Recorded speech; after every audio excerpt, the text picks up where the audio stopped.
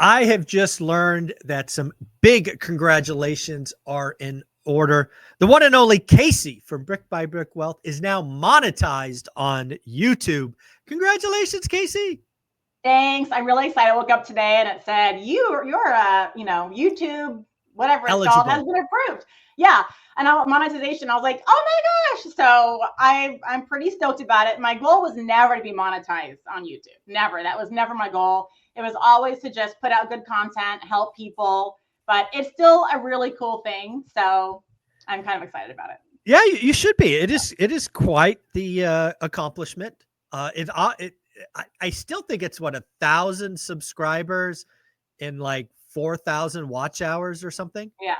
And I think now you also have to have so many views on shorts too. I think that's another thing. Wow. So, Wow. So again, it is quite the accomplishment. Like you, I didn't even know it was really monetization was a thing, but let's give some people hope, right? Because a lot of people have followed our lead and are starting channels and sharing their stories. What was kind of your, once you got serious about it, which I think only occurred over the last 6 months or so. yeah. What was kind of the cadence?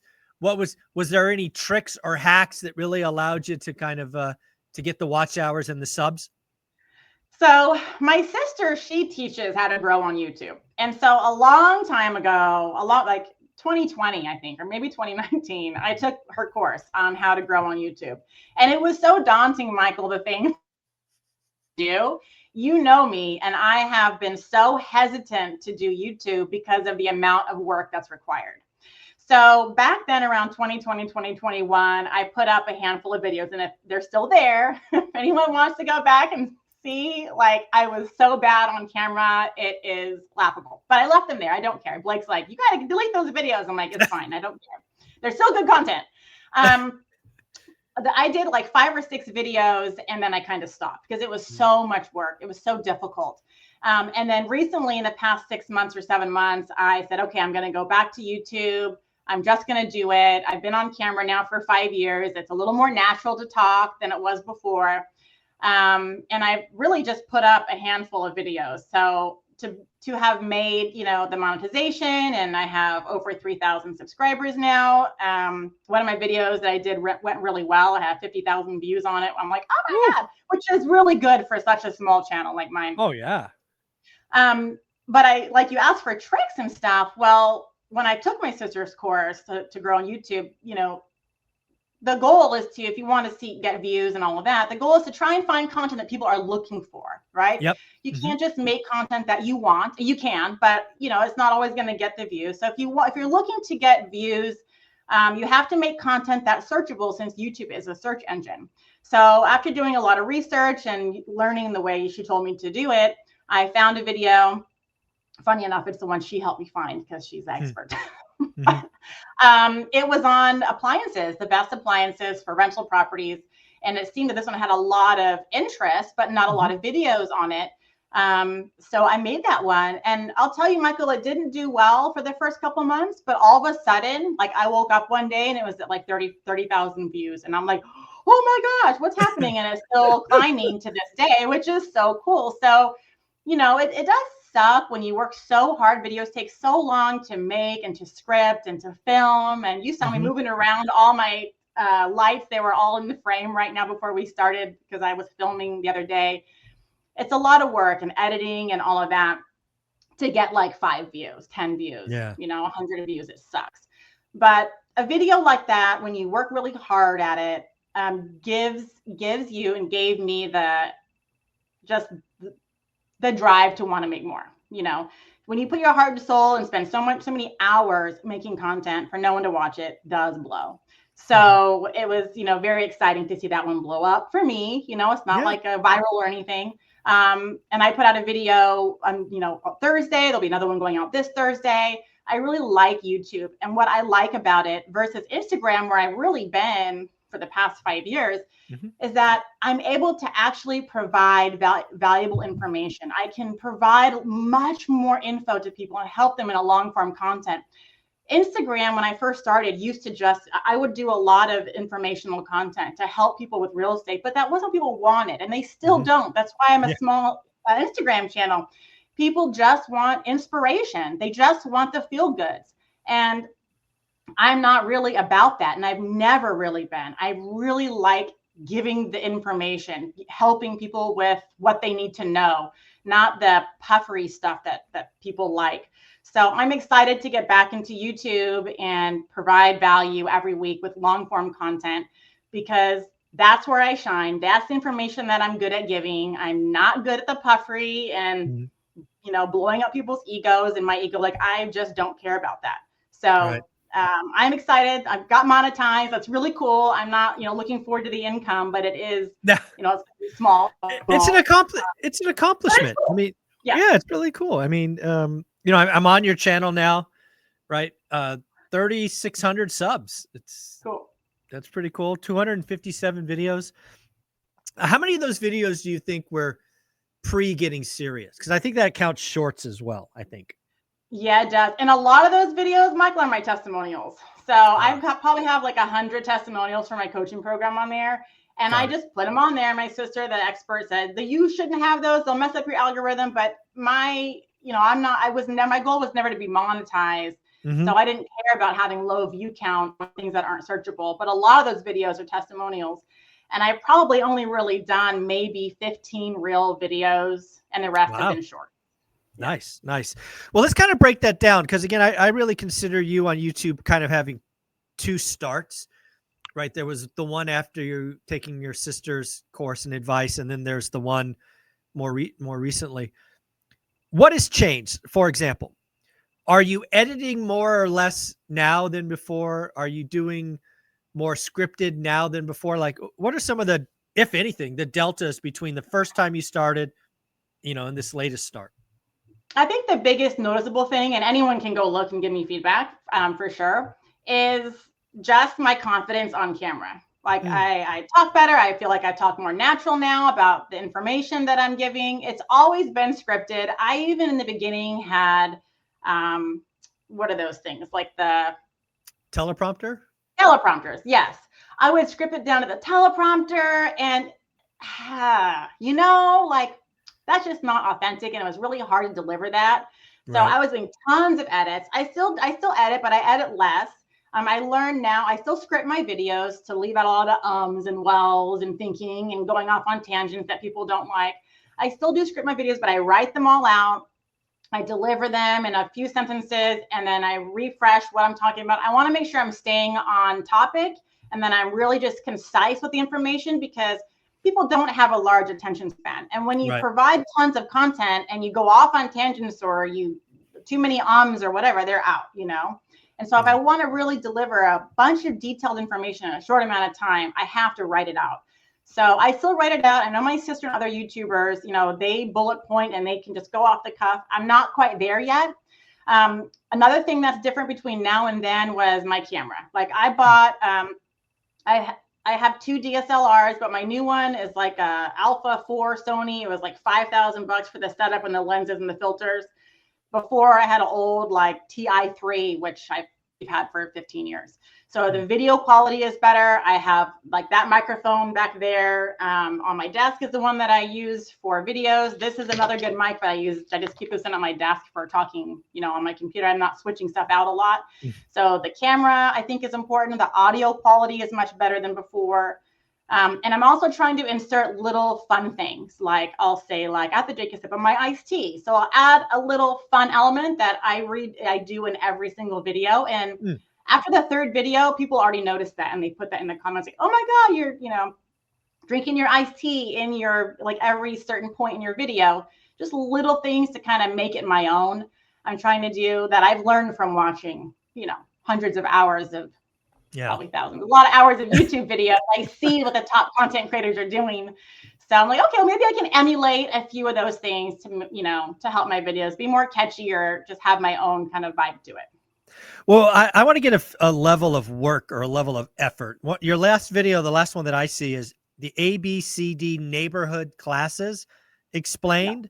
So it's a 12-minute and 25-second video.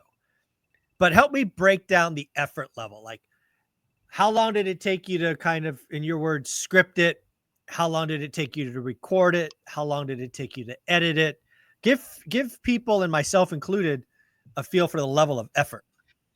Oh, several hours. So it probably took me about 4 hours to just come up with that video topic. Now, that topic was actually by request of viewers. So over the years of Instagram and even comments in my other few videos that I have, people were like, what are A, B, C, and D neighborhood classes? And I got asked that so much that I said, I know this isn't the searchable topic, you know, that was probably going to blow up like my appliance video, blow up for me, but people are asking for this. So I'm going to make the video. I still did tons of research and watched other content creators and what their videos were on the ABCD neighborhoods to see who did who got more views and why, what were their tags, what were their topics, how did they do the video, just tons of, comparison research on how their other people's videos were created on the same topic. So that was probably 4 hours. More hour, probably another couple hours on the thumbnail and the title for keyword search.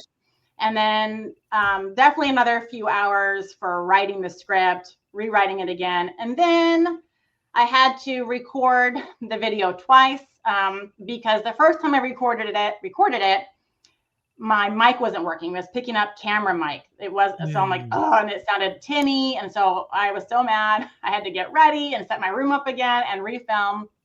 But it still came out better the second time. And sometimes I'll record the video 2 or 3 times before I feel like this sounds good. And then editing it, I don't do tons of edits. I've kind of got my packages down. I use DaVinci Resolve. So I do my own edits, but I will cut out a lot of the blank spaces or parts that take, kind of are too long between phrases. I'll try and cut those out. I don't do tons of B-roll and stuff like that. Although in this last video, I did add B-roll because I was trying to show people A, B, C, and D neighborhoods, and it's one thing to describe, but pictures say 1,000 words. So I put in some B-roll and stuff like that. So I had to take time to find B-roll. So overall, one video was probably 10 to 15 hours of work. Yeah, it sounds like it might be 15 to 20 hours of work. Maybe, Yeah. So let's call it. Maybe I'll get faster, No. Again, I just think it's really important for people to understand. And it's exactly the reverse of everything I do, right? I do everything live, right? I don't do edits. I don't do any of that. I come in best case with an outline, like on my daily financial news, which I actually do live. I have usually 2 pieces of paper with like just bullet points. Like this conversation you and I are having, it's, you and I talked for 30 seconds before we started on what the topics were.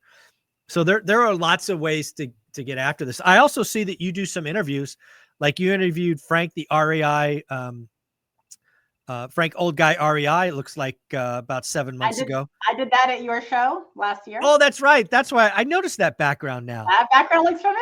I wonder why that is. So yeah, you're going to get to do that again in February. So when you really look at your channel now, how much of it is like education, inspiration, latest and greatest stuff? Like, do you think about it that way, or you just do it topic by topic? It's besides my testimonials, that's where I put them. It's all educational, informational, all of it. I did one video that was kind of more of an inspirational video. I really have been really passionate about, the universe and manifestation and all those things. And a lot of that, the change of mindset was how I got to where I am today in real estate and my small business and life. And I felt that was informational yet inspirational. But that was such an important piece to who I became today. I wasn't just go out and buy some rental properties. Like there's a lot of mental stuff that has to go on to take those kinds of risks and keep trudging along through the years when things go bad. So to me, it was informational, but at the same time, inspirational. So that was the only video I've ever done that was inspirational. Everything on YouTube is educational. So let's talk to the small channels. Let's say you're, 200, 300, 400. Let's say you've done 50 videos. What would be 1 or 2 pieces of advice you would give them? We'll go ahead and do ping pong. You'll go first. I'll go. What would be the advice for the small channels who maybe don't see the value? It's too hard. What would you tell a small channel like that? I would say every time you make a video, and I think I heard this from your guy who was at your event last year. What was his name again? Sean Cannell. Yeah, so I've watched a lot of his stuff, and something really stuck with me. What he said was, which was, every time you make a video, make it a little bit better. Improve one thing every time you do a video, and if you can improve one thing, your videos will get better and better in time. I liked that. I try and implement that. Yeah, one of the things that I would tell folks, again, if they're at the small channel, is, and I still do this to this day, is the content I create, I feel really good about. And I feel good putting it out there, frankly, if it got 0 views or 50,000 views. I think sometimes we need to reframe our orientation, right? Don't build your self-worth on view count or subscriber count. Build your self-worth on, are you putting out something you're proud of? Are you happy with it? Because if you do that, the next video becomes easier. If you get discouraged by 4 views or 11 views or shoot, no views, it's going to be hard to keep showing up. So change your orientation is my first one. What do you got next? I would say, and I didn't follow my own advice. I did for a while, but not enough. Even just the advice is just keep putting out content. And like my sister says, she's been on YouTube for a decade, not doing real estate, other stuff, over a decade. She says, you have to do 3 videos a week. She's like, Casey, do 3 videos a week for 6 months, then come tell me it doesn't work. I'm like, oh, that's so many videos. That's so much time. 3 videos a week for 6 months. She goes, then come whine to me. And so, I never did that. And I gave up for several years, and I'm back, and I'm not giving up this time, especially if my appliance video did good. And, Coach Carson had me on his podcast, and he's going to have me back on with my appliance videos, sort of same topic. So it's like, you never know what's going to work. You never know how long it's going to take. And I think that, and especially my growth on Instagram hasn't been amazing because it really wasn't true to myself. I was a lot of inspirational. I really don't like that. If I probably would have stuck with YouTube from the very beginning, I might have 100,000 plus subscribers on YouTube today, because I just love to create long form content. I just want to help people is really all, and give advice. So not giving up would be one of my pieces of advice. I love that. And again, the other thing I would tell people on growing a YouTube channel is basically, you as a creator have a choice. You either can chase growth or chase impact. What do I mean by that? If you want to grow and grow fast, the recipe on YouTube is to create fear and doom. It's proven. There are channels in my space that used to be, my size and are now 3, 4, 5x my size. But if you go and look at all their videos, they're all the same. It's all doom. It's all fear. Human nature chases fear, right? It's our fight or flight mentality. So if you are the kind of person that you want to grow and your ego is wrapped in some counts, just produce doom, produce fear. However, if that's not you and you want to share your gift, your passion, your interest with the world, you need to chase impact. And whether you like it or not, impact, certainly positive impact, will grow slowly. But what happens is you will eventually find your tribe. You will find the people that also care about your thing, your hobby, your interest. It will happen. It will not happen as fast as you want, but it will happen. So keep going. 3 videos a week for 6 months. Love it. Love that idea. Let's do one more. All right. Another one that I would say is, if you can afford it, get some good equipment. If you know that you're going to do YouTube long term, get a good microphone and get a decent camera. People can look past poor quality visuals, but the audio for sure has to be there. If it sounds too far away, if it sounds tinny, just like I said, I had to redo my video because I was doing camera audio, not from my microphone. It's just not worth all the extra time and effort that's going to go into editing your video and putting out crap content. Got to have a good microphone. I would say number one, if you can afford a good camera, get one. Yeah, I would second that. Microphone is far more important than the camera. I did about 1,000 videos on my iPhone, maybe 800 videos. Good enough, but the mic the mic is absolutely important. The last one I will give you is nobody's going to watch your first 50 videos. Right. Or 100. Yeah. So get over yourself. Get the repetitions. Get the practice. Just keep going.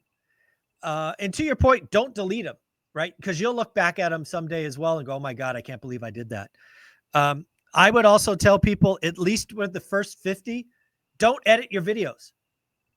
Plan, prep, outline, just go. You got to get the reps, the practice. You got to get comfortable in front of the microphone or in front of the camera. You got to figure out what your filler words are, ums and ahs and whatever those are.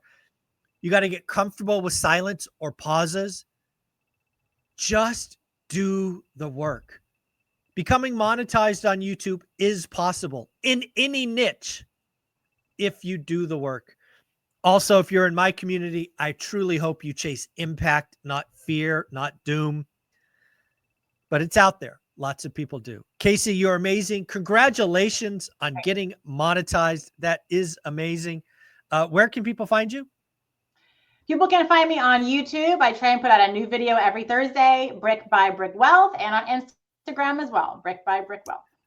Awesome. Right there, folks. IG or YouTube, Brick by Brick Wealth. Congratulations one more time.